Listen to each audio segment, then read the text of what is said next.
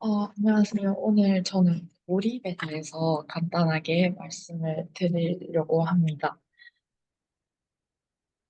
아, 네, 이제 미하이 칙센트미하이라고 헝가리계 미국 심리학자인데 몰입이라는 개념을 처음으로 과학적으로 연구하고 이제 몰입이라는 이름을 붙인 아주 긍정 심리학 최고 권위자이신 분이신데요. 혹시 마우스가 보이시나요? 네.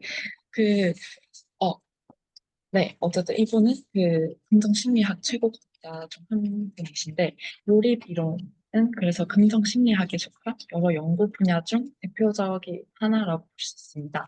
이 긍정심리학은 어떤 것이 삶을 가장 가치 있고, 의미 있고, 또 행복하게 만들어주는지를 연구하는 학문인데, 이 미하일 식슨트미하이는 행복에 미친 남자라고 불릴 정도로 행복을 매우 강조를 하고 있습니다.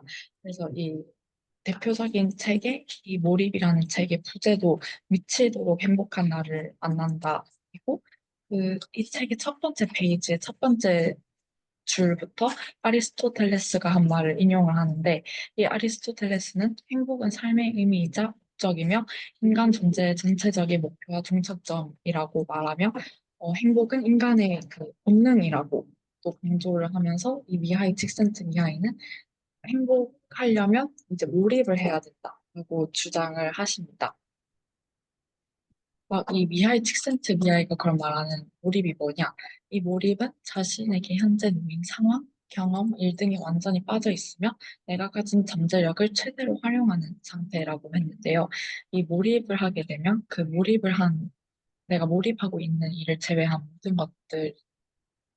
모든 것들, 그러니까 예를 들면 시도 때도 없이 나를 힘들게 하는 이 배고픔, 또 시간, 그리고 자아까지도 일시적으로 잊게 된다고 합니다. 그래서 이제 나의 생각과 감정, 목표가 일치해서 하나로 어우러지고 이 물 흐르듯이 행동이 자연스럽게 이루어진다라고 해서 이 몰입은 플로우라고 이 이름을 붙였는데요. 그 삶을 의미 있고 행복하게 만드는 것은 우리가 어떤 일을 선택하고 그 일을 어떤 방식으로 하는가에 달려 있다고 했습니다. 그래서 이 미하이 칙센트미하이는 우리가 어떤 일을 선택하는지는 사람들마다 다 다른데 그 일을 어떤 방식으로 하는가는 분야와 상관없이 동의하고 그게 바로 몰입이라고 얘기를 했습니다. 그래서 이 몰입으로 가는 단계를 표로 제시를 했는데요. 이 가로축은 내가 가진 능력치를 얘기를 하고 세로축은 일의 난이도, 업무의 난이도를 이야기합니다. 그래서 내가 가진 능력치도 조금 별로고 난이도도 정말 쉬우면은 그 일에 대해서 무관심하게 된 상태이고 반면에 내가 가진 능력은 낮은데 일의 난이도가 매우 높으면 또 불안함을 겪게 됩니다. 반면에 또 일의 난이도는 낮은데 내 능력이 조금 높으면 지루함을 느끼게 되는데 나의 능력과 일의 업무 난이도를 좀 이렇게 균형을 이루게 된 상태가 바로 몰입이라고 얘기를 했습니다. 이 몰입의 8가지 구성 요인은 다음과 같은데요. 첫 번째로 목표와 목적이 뚜렷해야 됩니다.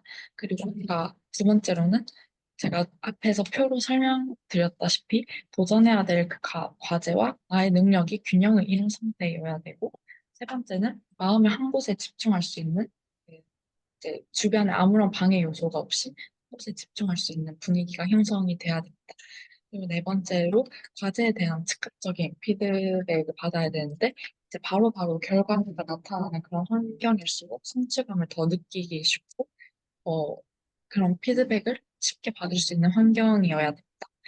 다섯 번째는 일에 대한 통제력을 발휘한다인데 나의 이 일에 대해서 내가 주도권을 가지고 있어야 된다는 의미이고, 여섯 번째로 경험 자체가 자기 목적이 되는 상황이어야 됩니다. 이 말은 일 자체가 보람 있고 즐겁게 느껴질 때, 그래서 그, 어, 외적인 보상보다는 나의 내적인 과정 자체에서 기쁨을 느낄 수 있는 활동일수록 몰입이 쉽게 된다는 의미입니다.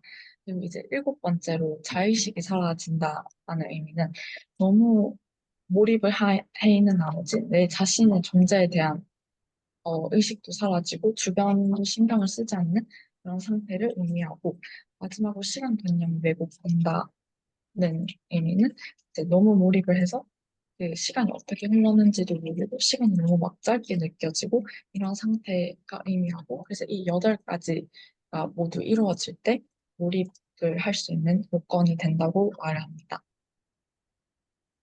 그래서 많은 분들이 이제 몰입의 중요성을 말하고 있는데 대표적으로 이제 한강 작가님께서는 글을 쓸 때는 다른 일을 할 수가 없다. 움직이지도 못하고 걷지도 먹지도 못한다고 말씀하셨고 또 봉준호 감독님도 나는 24시간 내내 불안을 느끼고 있고 그래서 내 정신과 의사는 내가 일상생활을 할 수 없을 정도로 정신 불안을 겪고 있다고 말했다. 근데 이제 영화 제작 덕분에 나는 지금까지 이제 살아있을 수 있었다라고 말을 할 정도로 이제 좀 많은 성공한 분들은 이렇게 몰입을 경험하고 있다는 것을 저희가 좀 알 수 있었습니다. 그래서 이 몰입을 하려면 어떻게 해야 되냐? 그 핵심 조건이 세 가지인데 아까 앞에 막 나왔던 것 중에 첫 번째로 명확한 목표가 있어야 되고요. 두 번째로 그 신속한 피드백, 그러니까 작업의 진행 상황이나 결과를 바로 알 수 있어야 하고, 세 번째로 그 일의 난이도와 우리의 능력이 균형을 이룬 상태, 이 세 가지 조건을 좀 적절히 어, 부합을 하면은 몰입을 할 수 있다고 합니다. 그래서 이 미하이 칙센트 미하이도 대표적인 예시로 게임과 일을 얘기를 하세요. 많은 사람들이 이제 게임을 하면서 되게 몰입을 하고 시간 가는 줄 모르고 하잖아요.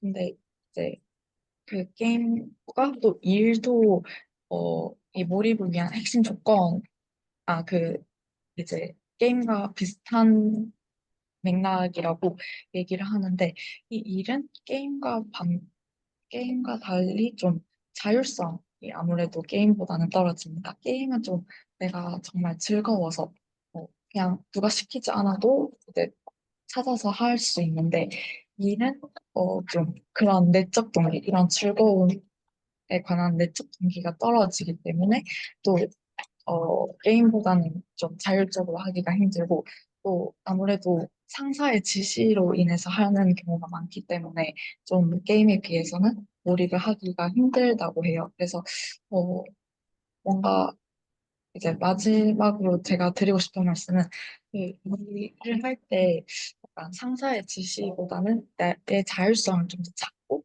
또 나의 내적 동기, 그러니까 즐거움을 찾으면은 좀 더 게임처럼 약간 몰입을 할 수 있는 그렇게 몰입을 해서 좀 더 좋은 결과를 낼 수 있지 않을까라고 말씀을 드리며 오늘 세미나는 여기서 마치도록 하겠습니다. 감사합니다.